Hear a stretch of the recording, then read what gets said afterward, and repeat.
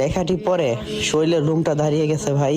কয়েক মিনিট চাচ্ছি তোমাদের কাছে, আশা করি তোমরা পুরো গল্পটা শুনবা আর শেয়ার করে অন্য আরেকজনকে দেখার সুযোগ করে দিবা। জান্নাতীরা নিজ নিজ গ্রহে অবস্থান করবেন।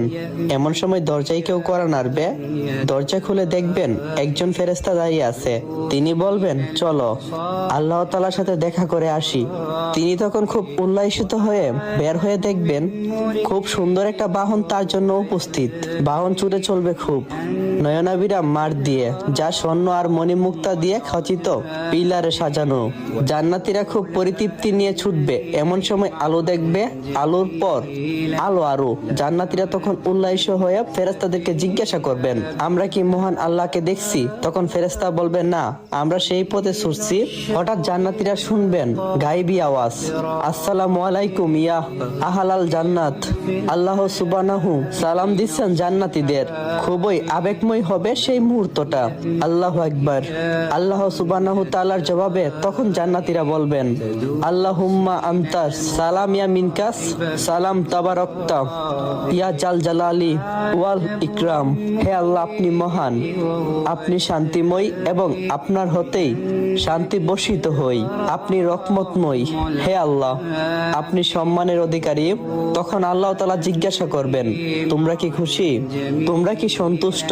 আল্লাহ জাহান্নামের আগুন থেকে বাঁচিয়ে আমাদেরকে জান্নাত দিয়েছেন, আমরা সন্তুষ্ট না হয়ে পারি? আল্লাহ তাআলা তখন জিজ্ঞাসা করবেন, তোমাদের আর কি চাই? তখন জান্নাতীরা বলবেন, ইনশাআল্লাহ আমাদের আর কোনো কিছু চাই না। আল্লাহ তাআলা বলবেন, না না না, তা বললে হবে না, আজ তো দেওয়ার দিন, আমি তোমাদেরকে আরো দেব, যদি চাও তাহলে বলো। জান্নাতীরা বলবে, ইনশাআল্লাহ। ও আল্লাহ, আমরা আপনাকে দেখতে চাই। আল্লাহ তাআলা তখন পর্দা সরিয়ে দেবেন, সৃষ্টি এবং স্রষ্টা মুখামুখি।